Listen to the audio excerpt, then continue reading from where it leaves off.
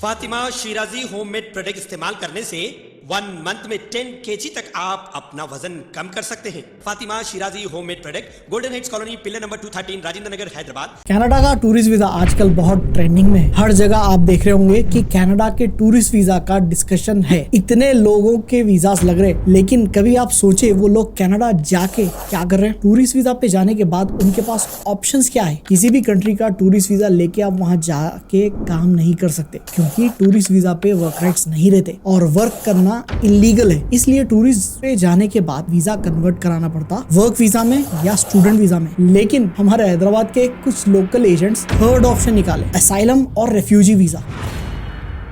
Technically ये दोनों एक ही वीजा का नाम है। हैदराबाद और आसपास के एजेंट्स ओपनली प्रमोट कर रहे हैं। ये वीजा ऐसा प्रमोट कर रहे हैं जैसा कि पीआर या ग्रीन कार्ड का शॉर्टकट है, और लोगों से 10-15 हजार डॉलर ले रहे ये वीजा अप्लाई करने के लिए। ये वीजा का ओरिजिनल कॉस्ट है $100 से भी कम। यहाँ जो फीस चार्ज हो रही वो प्रॉब्लम नहीं है, प्रॉब्लम ये वीजा खुद है। अगर किसी कंट्री में जान का धोखा है और वहाँ रह नहीं सकते या वापस नहीं जा सकते अपनी होम कंट्री को, तब वैसे लोग रेफ्यूजी या असाइलम के लिए अप्लाई करते हैं। जान का रिस्क की वजह पॉलिटिकल, रिलीजियस या कुछ भी हो सकती, बट लॉजिक ये है कि आपकी कंट्री आपके लिए सेफ नहीं है, ऐसा बोल के वीजा अप्लाई करते। एंड जब तक वीजा नहीं आता तब तक आप आपकी होम कंट्री वापस नहीं जा सकते, चाहे कुछ भी हो जाओ। ऑस्ट्रेलिया, कनाडा, यूएस, यूके और न्यूजीलैंड, ये 5 कंट्रीज है जिसको एफसीसी बोलते हैं। इसमें से कोई भी एक कंट्री में अगर आप रेफ्यूजी के लिए अप्लाई करें, फिर बाकी दूसरे कंट्रीज को आपके असाइलम एप्लीकेशन के डिटेल्स भी मालूम हो जाते हैं। असाइलम, रेफ्यूजी ये एक डेड एंड वीजा है। अगर अप्रूव हुआ तो ठीक है, अगर रेफ्यूज हुआ तो डिपोर्ट तो होते,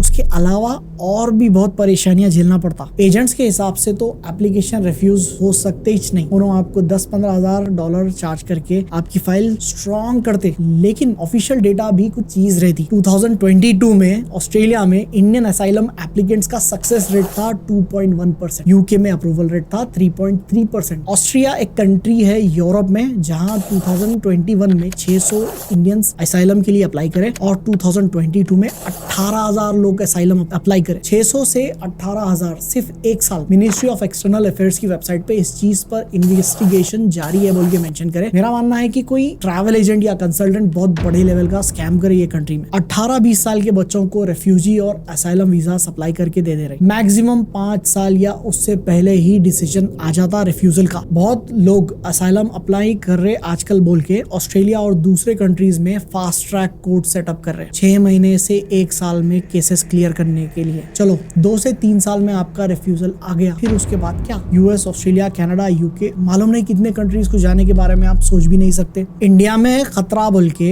आप असाइलम के लिए अप्लाई करते और पासपोर्ट सरेंडर करते। 100 में से 2-3 लोग का असाइलम एप्लीकेशन अप्रूव होता ऑन एवरेज। जिनका अप्रूव नहीं हुआ उन्होंने डिपोर्ट होते, और वापस आने के बाद कौन सी गवर्नमेंट की एजेंसी इंटरोगेट करती आपको? कभी सोचे उसके बारे में? 2018 में सिर्फ नॉर्थ इंडिया में एक रीजनल पासपोर्ट ऑफिस है जहां पर 5,500 लोग डिपोर्ट होके आए, ऑन एवरेज रोज के 30 लोग। क्या आप चाह रहे कि 2 से 3 साल बाद हैदराबाद रीजनल पासपोर्ट ऑफिस भी ऐसे ही केसेस हैंडल करना? और ये लेवल पे असाइलम और रेफ्यूजी जो लेवल पे प्रमोट कर रहे आज हैदराबाद में, अगर एप्लीकेशंस बहुत ज्यादा हो गए तो वो कंट्री की इमिग्रेशन हमारी सिटी या स्टेट को फ्लैग कर देती, और आगे चल के जो भी वो कंट्री को वीजा अप्लाई कर रहे हमारी सिटी से या स्टेट से, उनको भी प्रॉब्लम हो सकता है इस चीज से। हमारी गुजारिश है सबसे कि मेहरबानी ऐसे एजेंट्स या कंसल्टेंट से दूर रहिए जो गलती से भी असाइलम या रेफ्यूजी का आपके सामने जिक्र करें। ऐसे एजेंट्स वीजा के एजेंट्स नहीं है, फ्रॉड्स है, और आपसे थोड़े पैसे कमाने के लिए आपकी जिंदगी बर्बाद करने की कोशिश कर रहे हैं। अगर आप में से किसी के साथ ऐसा हुआ या किसी को जानते जिसके साथ असाइलम या रेफ्यूजी वीजा का स्कैम हुआ, तो याद रखिए ऐसे एजेंट्स पर चीटिंग, फ्रॉड, ह्यूमन ट्रैफिकिंग और भी बहुत से केसेस बनते हैं, और मैं स्ट्रांगली सजेस्ट कर रहा हूँ कि उस एजेंट पर लीगल एक्शन लीजिए। अगर लीगल एक्शन लेने से आपको डर हो रहा, आपके एजेंट की तरफ से प्रेशर आ रहा, तो हमारे नंबर पर कांटेक्ट करिए। हम आपको फ्री ऑफ कॉस्ट गाइड करते और कोई रिलायबल एडवोकेट से आपको कंसल्ट कराते। ऐसे केसेस बहुत ज्यादा होने की वजह से पंजाब में बहुत से लॉज पास हुए। Punjab prevention of human smuggling act 2012, Punjab travel professionals regulation act 2013। मैं ये वीडियो में स्टेट गवर्नमेंट से अपील करने वाला था कि तेलंगाना में भी ऐसे लॉज लेकर आओ, लेकिन ये वीडियो के लिए रिसर्च करते वक्त मालूम हुआ कि सेंट्रल लेवल पे एक नया इमिग्रेशन बिल आने वाला है जो इमिग्रेशन एक्ट 1980 I-83 को रिप्लेस करेगा और इसमें recruitment agencies, illegal agents, visa frauds, international students और वर्कर्स से रिलेटेड न्यू लॉज आएंगे। बहुत ताज्जुब की बात है कि पिछले कुछ महीनों में बहुत से लोग ऐसे वीजास के लिए इतना ज्यादा एक्साइटेड हो गए। हमारा फर्ज है कि हमारे दोस्तों और फैमिली मेंबर्स को इससे बचाए। एक सिंपल तरीका है, ये वीडियो